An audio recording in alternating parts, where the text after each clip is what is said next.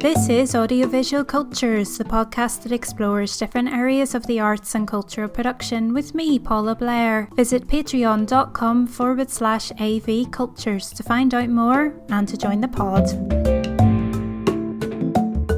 Hello and welcome to our first recording of 2021.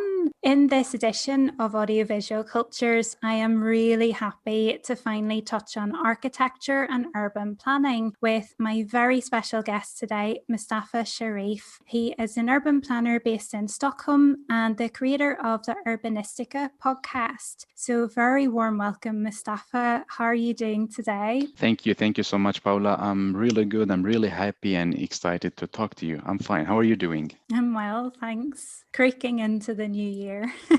Thank you so much for reaching out to do this. This has been a void in audiovisual cultures so far, this area, but it is an area I am really interested in. I think partly because I'm from Belfast. I'm from a city that has been rebuilding since a conflict. So from that perspective, it's something I'm very interested in talking about. So we're going to mainly talk about your podcast, Urbanistica, which gets into urban planning and all sorts of wonderful things. But before we talk about that, would you just tell us a little bit about yourself, your background, and some of your own work? Yes, sure. And again, I wanted to say thank you so much for having me in the great show. So yes, let's start with me, Mustafa Sherif. So I am an urban planner, but if we go back, so I was born in Iraq, Baghdad in 1993. And then we were there with my family. And as you know, like we have so many conflicts in that country, many wars and so on. So we were actually moving from one city to another city within the country.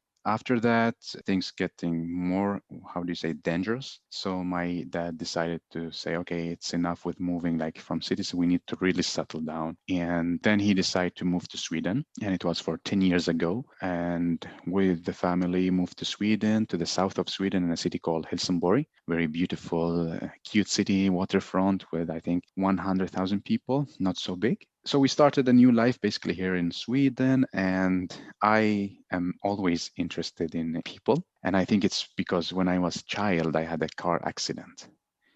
And after the car accident, so I got a kind of phobia from the city, and I didn't want to go out and didn't want to meet people. I was like super scared of this.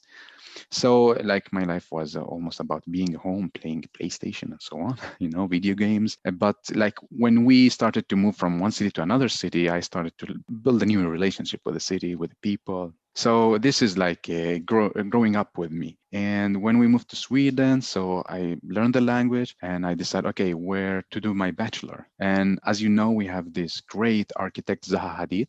It's one of like the legends in architecture, and she's also from Iraq. And I'd be like, okay, I'm good in drawing. I like now I have a good relationship with the city. So how about doing something related to architecture? So I started the bachelor. It's about civil engineering and architecture. And to be honest, I didn't like it so much.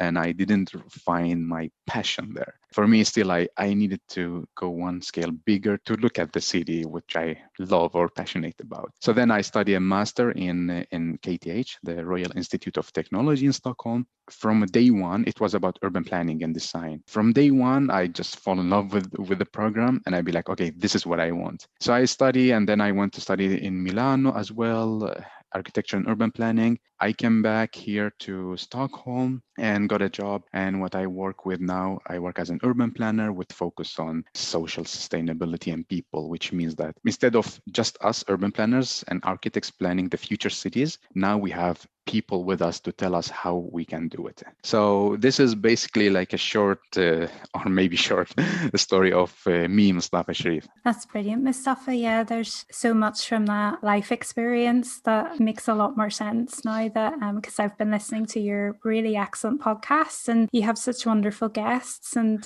hopefully we'll tease a lot of that out as we talk. If you'd be happy to, would you describe the Urbanistica podcast for us a bit and what you do with it? Yeah, sure. When I started to work, I noticed that when I was a student, I had a lot of time to explore like the projects, the books, the publications. But when I started to work like in my career, I noticed that the time is limited and it's a kind of another world. Every single minute counts and so on. And it's less inspiration I get from how I was before. So I decided to change this, and I was thinking like what is valuable now, or what the issue is about the time. We don't like really put time in order to explore what's going on around us. So, what could be else better than podcasting when it comes to time and multitasking? So, I thought that podcast is a good idea, and it is a good idea. So, I started the podcast and Urbanistica Podcast. It's a podcast not only for the experts when it comes to urban planning, it's an open platform to also the users, the people from the city that not are urban planners, architects, or traffic planners. Basically, the people that use our product, like the cities. And the aim of the podcast is that to inspire us as urban planners, architects, about how can we design a really livable city. So I host experts and also people that not really working with urban planning. It could be kids, parents, young girls, anybody in the city. So this is the aim of Urbanistica.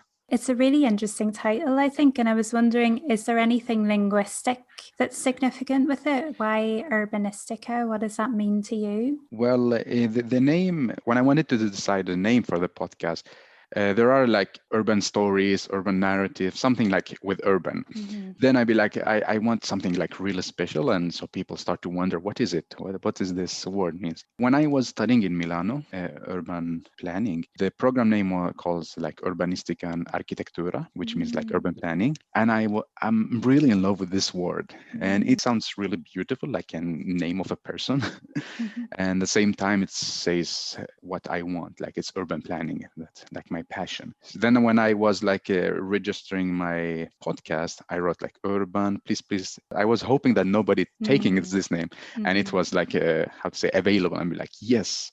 So now it's Urbanistica, and it means urban planning. I really like the way you frame it as storytelling, because it's the stories of lived environments and it's the stories of the people who are designing these lived environments as well. And you refer to your guests as storytellers and they're telling their story in this episode. Again, is that led by an interest from you in taking that angle? Because in a way, it makes it more human, because that's how we communicate. We've always communicated by telling stories and, even telling our histories as stories and so on and so forth, and framing the future, what will be the story of this city and that sort of thing. So is that very much coming from your angle of interest? Yeah, actually it is, because when I was young, and now maybe I'm too old, but anyway, so I'm listening to TED Talk on YouTube. I was very inspired by them. And what makes the TED Talks special is the way they tell the story. It's not like a lecture in university or a TV program. That's why it's so special. And I was like, okay, but how about mixing this kind of stories in podcasting and urban planning? And also, like after work, I'm part of TEDx Stockholm team. And what we do is like I do content researching, but also like co-coaching people how they talk and giving feedback about their speech. I was trying to combine that, not make a boring lecture and not like so stand-up comedy or something. I want something like as how I would love to listen to. We all know that why we like TV shows and series. It's just a storytelling, like it's art and culture is about storytelling. So I wanted to do the podcast something like this format. It's not going to be like feeling you're in a police station, like a question and answer, like, okay, what's your name? What do you do? What is your project? Because there are many podcasts like this. And when you listen to them, you feel sometimes bad for the guest. You'll be like, but give him some time to breathe, to express himself or something like this. So I decided, and I tried my best to that, leave the platform open to the guest, because it's not like Mustafa Sherif podcast. It's Urbanistica. And the idea of Urbanistica is that people are the storytellers, because I'm listening to them and learning. I can start my own show and talk, but the aim of Urbanistica is listening and learning, because this is the goal. Every guest is the storyteller. I just leave them to talk, just like how you do now, like just, leave the flow, and it's always a good flow when you give people the freedom to express themselves. And always I don't like control so much with the questions, just like main questions, and then see what happened, because in the Mm. end what comes from heart goes to other people's hearts. There is like an aim why I say the guest is a storyteller, because the format of the podcast is a kind of story to inspire us, because the aim in the end, it's about us getting inspired by people, and hopefully we transform this inspiration to actual action in our Mm. offices when we really work with the projects. Oh, that's excellent. I was thinking as well that the likes of architecture and urban planning, they're not necessarily what might immediately come to mind for a lot of people when we say arts and culture, but really they're very integral, because so much of culture is going to be literally shaped by the lived environment and the spaces that culture happens in or emerges from. And I was wondering if you maybe had some examples from the podcast about, where guests might have gone into those areas, whether directly or indirectly. Has that sort of issue ever been touched upon?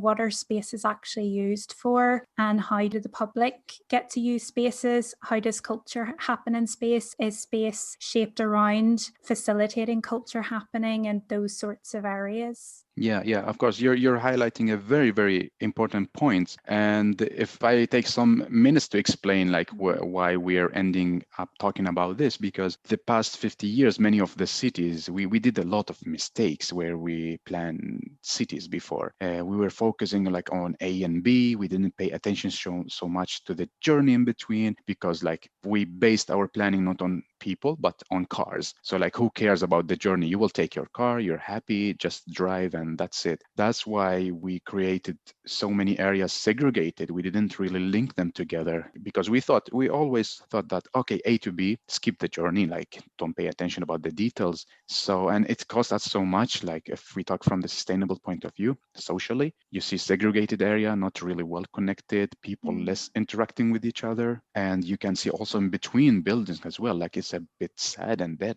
because the material, the walls we made and so on. If we talk about environmental point of view, the CO2, it's like a huge topic. There are many experts talking about it, like because of how we plan cities, and also the economical point of view. Like imagine like these five, if you say parking lots for cars, Mm. it's like a land use, and instead of this you can maybe have a playground or maybe a cafe, or like to put some chairs to people to enjoy. So it's affecting us so much. And now after many years we be like, oh, why people reacting like this in the city? Why our cities, some part of the city are really dead? Why it's unsafe? It's because of the way we did before. And the way we did before is not pay attention to what people really want and what is a livable city. We just based on cars.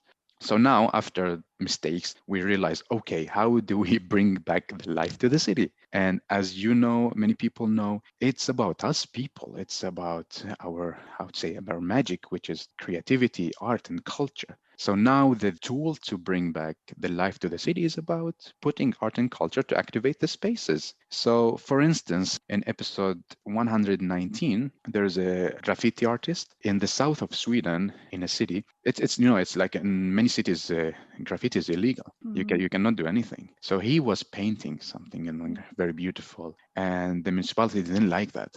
But suddenly they noticed that, but wait a minute, people actually pass through this way. Looking at the painting, I call it a painting or artwork because it's very beautiful. And people actually like to be there. They walk there. Sometimes they gather there as well, like as a meeting point. They'd be like, it says something. And then it's slowly transformed from like illegal until now, like it's a graffiti festival in the city, which every year they check which areas are like a kind of unsafe or a kind of dead, and then they give the walls, because like before, when we design buildings, we pay attention just the form, how the building looks like, and oh, that's so beautiful, but we didn't really thought so much about what is the life that this building going to generate. So now we are, how to say, trying to put makeup on our cities, our dead city, like, okay, do some beautiful painting, some light installation, just to bring back the life. And in another episode, for instance, I think episode number 4,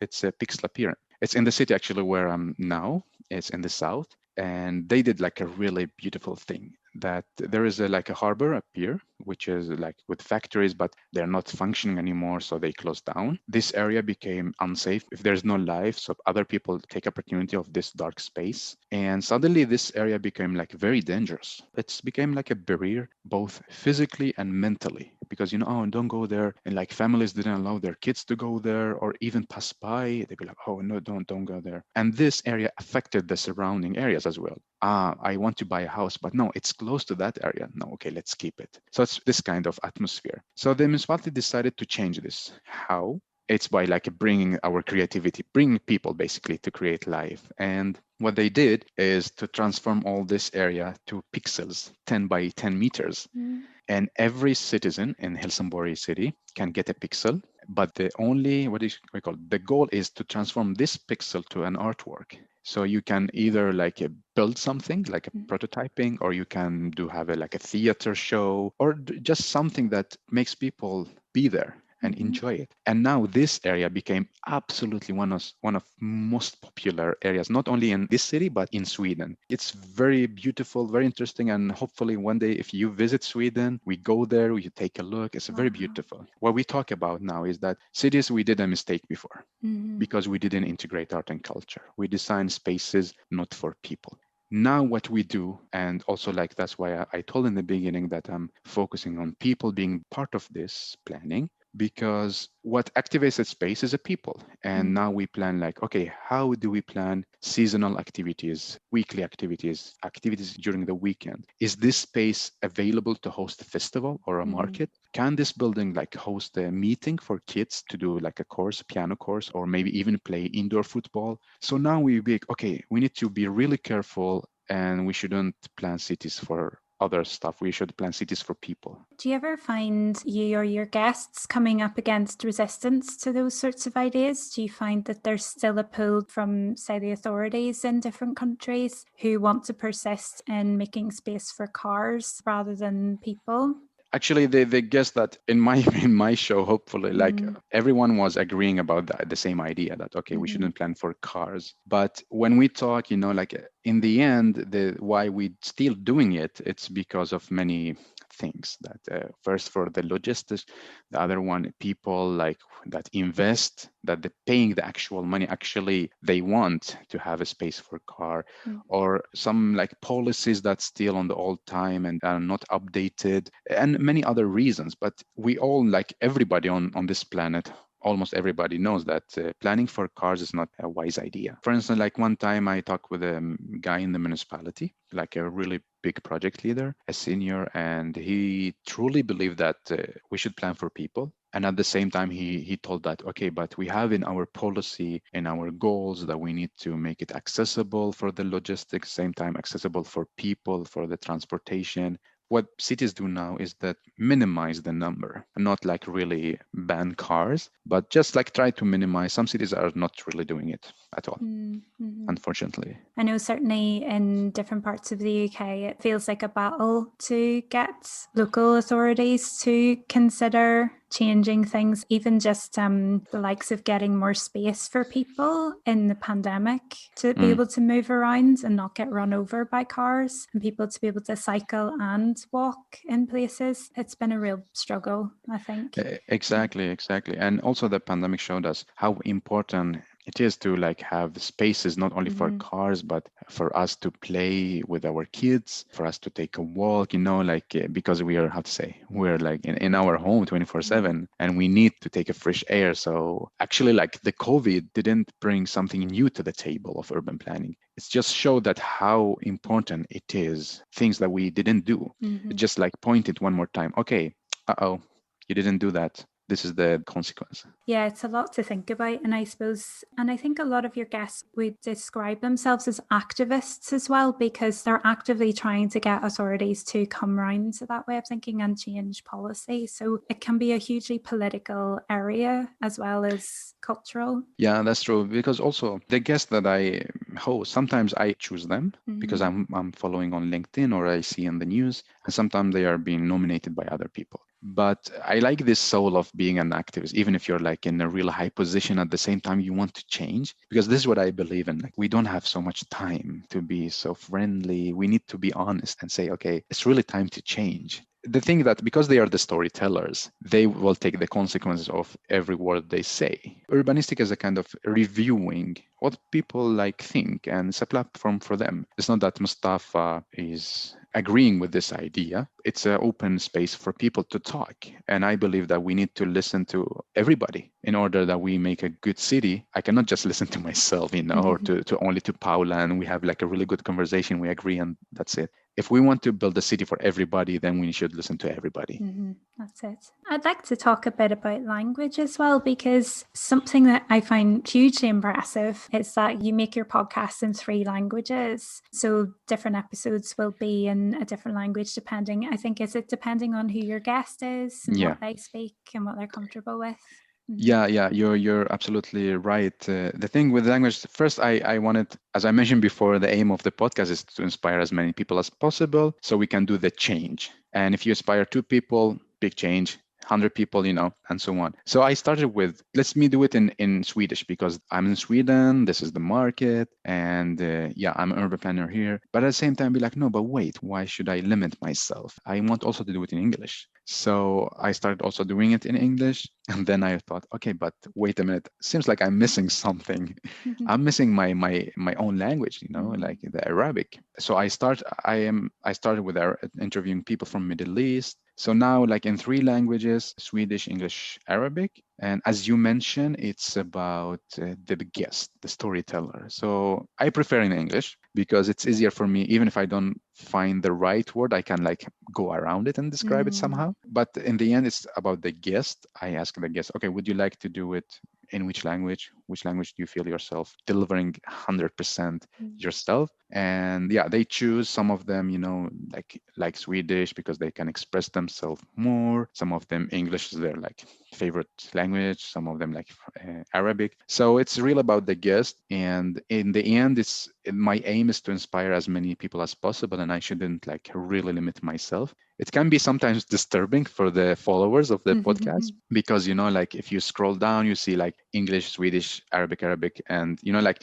maybe 3 episodes in Swedish, 1 in English. So maybe sometimes you need to wait until you get your English or your Arabian episode. It's a great idea. I think when I started this podcast, I had huge ambitions that other people might want to collaborate and be able to do their own versions of it in whatever language they were speaking. But I think that's still too big a goal, maybe in a few years' time. But yeah.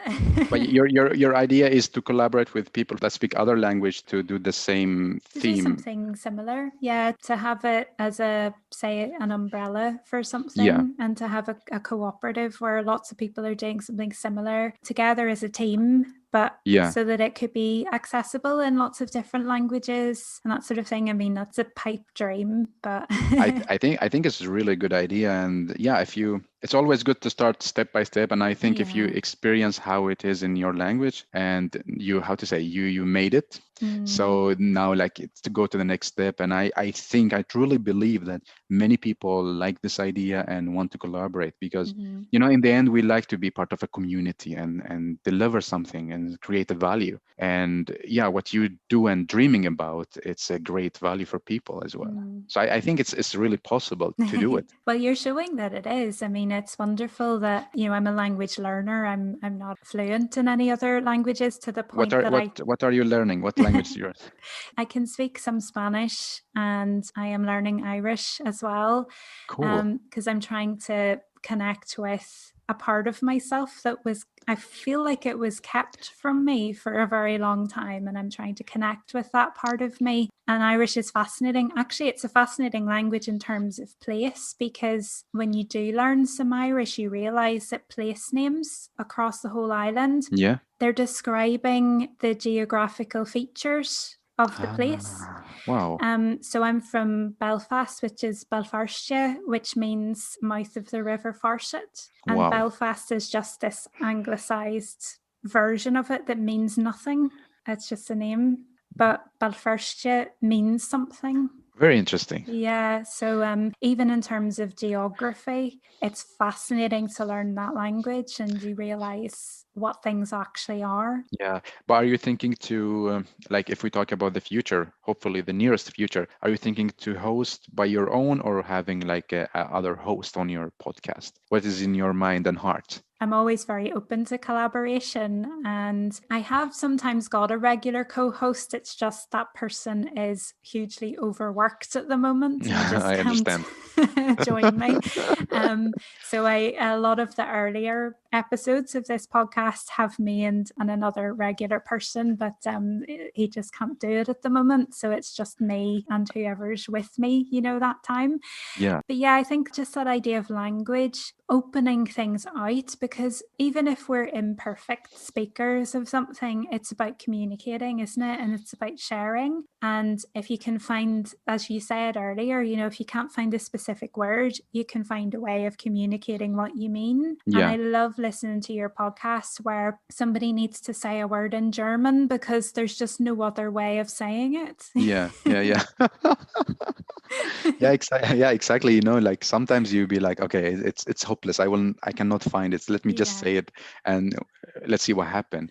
I totally agree with you because Mm, I believe from my heart, I don't need to be like in a high level, an academic level in order to have a conversation. In the end, we are people, we are human being. I'm not a professor or CEO. That's another topic. But now I want to have a conversation with you, a human being, and I can do that. We can have a beautiful conversation. And if I cannot really express myself, I will try my best. And I truly know that you will try your best as well to understand me. So because many people say, no, I'm not really ready. I don't have enough professional language, or I don't know. I say, no, come on. It's not about you being perfect. Maybe this will never happen. You need to take every opportunity, start every conversation, because you don't know what's going to happen in the end of this conversation. Get new ideas, a new collaboration. You inspire people or get inspired by them. So I believe that language is a key to success, mm, because you get inspired by people, mm. and when you talk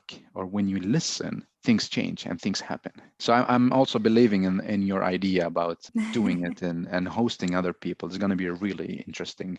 I suppose it's building that community. How have you found it? Because you started your podcast in the before times, and then, same as with all of us, it's very quickly had to just move into the virtual space. So, how have you found building a community around Urbanistica and these ideas? Well, it's a bit like for a newly started podcast. My podcast is 1 year old, and it's a bit difficult to build a community, especially if you're not visible in an ERL.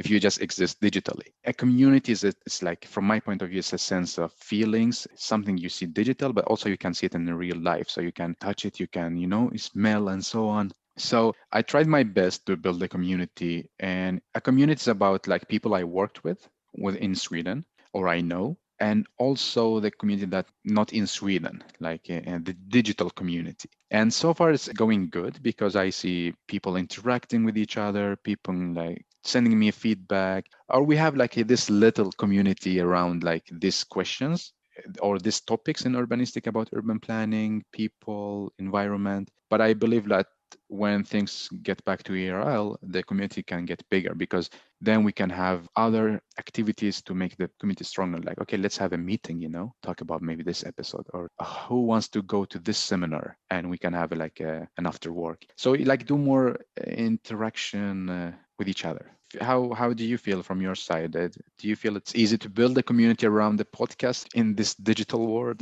I have always found it a challenge, really, because I think I've got a small following and I seem to have a small but loyal following. But I think it's not really a negative, but it's just an unknown, is that you don't know who's listening and who's engaging and who's enjoying and who gave up on you. And you can't go and chase them and say, no, I improved it, try us again. um, I get some really, really lovely feedback from people. And especially since actually I have increased a lot of things, I have more than doubled a lot of things Wow. because of just moving fully online and being able to speak to people like you. It's just really expanded the scope of the podcast, but also the reach, because I think then people think, oh, actually, that's really interesting. It's not just about movies. It's not just about art. It's about all these different Yeah. things. Because I think for this podcast, it was a bit of a risk being quite broad, because I'm very open-minded about what audiovisual culture could be. And it's audiovisual cultures, so it's plural. So it includes things like urban planning and architecture, because that's what's all around us. It is part of our visual and, oral culture as well, because we can think about the sounds of the cities as well. I mean, that's so much a part of it. It's maybe we're thinking about the visual of a city layout or how you can navigate it and move through it, but also how does it sound? Is it too loud? Is it too quiet? Do you have quiet spaces to go to? Are there places where you can sit and have a quiet chat? Are there places where it's okay for you to go and sing and be loud and have public meetings and so on? So there's so many different areas that we can get into. So it's very similar to you in that I want to present to people, right, these people are doing really fascinating things. And this is a space where we can dip in and out and show that actually nothing exists in a vacuum. All of it is connected in some way. Yeah, I totally agree with you. And also, like, about how many people listen and so on. So far, you believe in this and you're passionate about this. You should do it. And it's about enjoying the journey as well. And yeah, it's also about being passionate. Things will not happen during one day, but so far you're delivering a value. Things will happen in the long run. And I totally agree with you that urban planning and architecture is a part of our culture as well. And we didn't really talked in details of how, but it is a really strong part of it. And as you say, like, it's very broad. That's because you're super curious, and it's a good to start with, and it's also a journey for you. Maybe like you will find a niche and you want to continue with this. But at the same time, from my side as well, like, I am also broad. So I'm talking about city, so it's again, like, I want to listen to everybody. And in the end, if for the listeners, if there's like somebody interested in this, okay, there is this kind of podcast is available. And at the same time, there are like 1,000 other podcasts with very niche, like talking only about cars in the city or like light in the city and so on. So I think you delivering a value, and in the long run, you will not be able to answer your followers. Yeah, I think that's it. It's driven by, right, this is what I'm interested in. I'm happy to hear from you about what you're interested in, but I think this is really awesome. Yeah, You should yeah, hear yeah. about it. Yeah. Yeah, exactly. And I think in the end, it's about you being passionate, and you work hard, and you deliver this value. And then it's up to people if they want to get it and enjoy it, or if they do want not to want. You cannot force people, But if for the best, you're producing a content. Yeah. That's it. Well, yeah, we're all content providers these days. Yeah, and I really like, it was very cool moment for me when many students wrote to me in LinkedIn, and they Oh. be like, we used your podcast, this episode, as a reference in our thesis. Oh. How do we write, I don't know what you call it, the The reference. referencing, Yeah, yeah. I'd be like, I have no idea. So yeah, I'd be like, what, really? So I was like really happy, and I'm so grateful for people that when they write me. And like in the beginning, the voice quality was not so good, Yeah. because I was also learning the journey. And there was one girl, she'd be like, I hate your podcast because I cannot really Oh. listen, because she's like putting the volume on the maximum level and still like not really. Yeah, I Yeah, understand. Yeah. but it's good that she wrote me, so I fix it or I You do knew. something about it. Yeah, yeah. Or there was one guy, like, this is really funny. He told me, I love your podcast because it makes me sleep. I said, oh, thank you so much. Now I see my podcast delivering a value. It makes you sleep. Thank you so much for telling this. You've got a But it's, comforting voice. That's yeah, it. he told me, no, Yeah. don't get me in the wrong way, but it's like a very good flow. I feel happy, then I just go to sleep. There are two podcasts where I do listen to the episodes properly, but if I can't sleep, I will go and listen to old episodes that I've Yeah. heard before because it just relaxes me enough and I can go to sleep and the Yeah. voices are like silk, you know? Yeah, yeah, yeah. Yeah, yeah, I understand you because I think Mm, this is the beauty of the audio, mhm, that you can multitask. You can, wash dishes, or you can run and or work or even sleep. This is why podcast is growing so much now. mm. And like big companies like Amazon, Spotify, Apple are investing in this because it's about time, which is very valuable for us. So I take it you find it hugely enjoyable to make Urbanistica? Yeah, sure, sure. I Mm. spend like so many hours, but I am in love with it. And because when Oh. I listen, I learn so much actually. And Mm-hmm. sometimes I be like, should I stop? Should I continue? Because it's Mm. taking so much time. But for me, I don't really feel that it's wasting time or too much of hard working because I'm enjoying it. Mm. So it's a beautiful journey. It's a great skill set, I think, to have because you're not just learning how to speak to people in a way that is listenable for other people, but it's the audio editing and it's producing it and learning what's a good approach to writing to people to be on the podcast if you don't know them. It's all sorts of things, and as you say, it's that trial and error of how is the equipment working? How can I learn how to improve the sound quality? Because I think a lot of us who've started our podcasts ad hoc with no professional equipment, we've had to learn and we've had to make makeshift ways of getting around certain problems and learning how to use audio editing suites and DAWs, digital audio workspaces and things. Yeah, so it's a huge amount of skills that you've developed as well.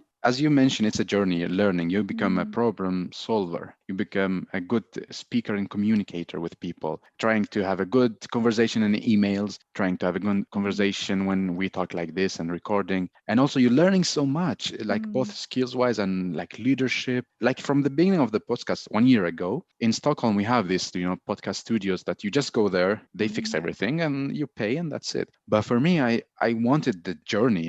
I wanted Mm. to learn these skills. I want to get my hands dirty. Like Mm. I listened to YouTube, bought microphone, edited, and okay, many times I thought I was recording, but I did not. Oh no. Yeah, and I'm so grateful and thankful for all the guests for them being in my podcast for 2 times because the first time we just missed it. Wow. Yeah, many things happen, but Mm. when these things happen, you learn other Mm. stuff. Like you learn Mm. how to fix it, you learn how to manage the situation, Mm. and so on. So you explore also how to deal with people. What kind of people are you talking with? So I think it's a very, very great journey, to be honest. Mm. And that's why Mm. you're keeping doing it. I am keeping doing it because we get so much of it. I feel very similar to you as well. I love doing this and I love speaking to people like you because I learn loads of things and I listen to my own podcast because I want to hear what the guest is saying all over again. Because I mean, I'm in the conversation now, but I'm also managing other things. Yeah. Then I'll edit it, but I'm just making sure it's a good listening experience. So I'm not listening for the content, but so I listen to the finished thing for the content again. And that's me hearing you talk about all your awesome stuff. And that's when I learn everything properly. Yeah, You yeah. know? I understand you because, as you mentioned, during now when we record, as Mm. a host, you need to keep eye on time, questions, smile to the guest, and yeah, manage so many stuff. So you sometimes you're not really 100% in every single word that the guest Yeah, says. But when you edit, you'll be like, wow, this is so I wise. know, I I love know. this. I Mm. love this. And yeah, and this is also like part of why I'm editing it by myself instead of outsourcing it, because every word they say it's valuable for me as an urban planner. Yes. And when I listen to a person delivering a value, I don't want to miss it. So Mm. I write down actually, and then I use it in my work, or I use it as, like in my life, personal life. So yeah, it's again, it's a very beautiful journey. In 1 year, I learned so much, to be honest. That's so lovely. Would you like to point people listening to this towards Urbanistica? Where can they find out about the podcast? Where can they listen? And where can they find out about you and follow you? So also, thank you for giving this opportunity, for giving this platform. So you can find Urbanistica podcast like in every podcast application. Just write Urbanistica. On Instagram, I'm very active there, like Urbanistica Podcast. I'm doing stories and show what's behind the scenes and so on, because it's important for me to show the work behind the scenes so people understand how it is function and so on. So Instagram and Facebook as well. It's a Facebook page. On LinkedIn, you can write Mustafa Sherif, and I will be very happy to have you there, because I think there where we can really inspire each other when you like publish articles or comment on each other like in a professional way as well. So yeah, LinkedIn, Instagram, Facebook, and your favorite podcast application. And is there anything else that you would like to say to put across to people that we haven't touched on today? Well, there's so much to say, but what I want to say is about we should like really take opportunity of this podcast world. There are so many podcasts about everything you imagine. And if you didn't find your favorite podcasts, maybe you should start a podcast. Yeah, but I think this podcast world is giving so much values. I'm learning so much by listening to different podcasts, and be open, listen to different podcasts so you understand what you like, what you don't like. I think you should understand the journey of doing a podcast also, like from 0 to 100 episode, the development and so on. So enjoy the podcast world. Mustafa Sherif, it's been really wonderful talking to you today. Thank you so much for this. Thank you so much, Paula. I'm really happy, and I like your podcast, and also I like how you think by art and culture bringing people together, and this is a great platform. Thank you so much for having me. Thank you. I feel the same. Thank you.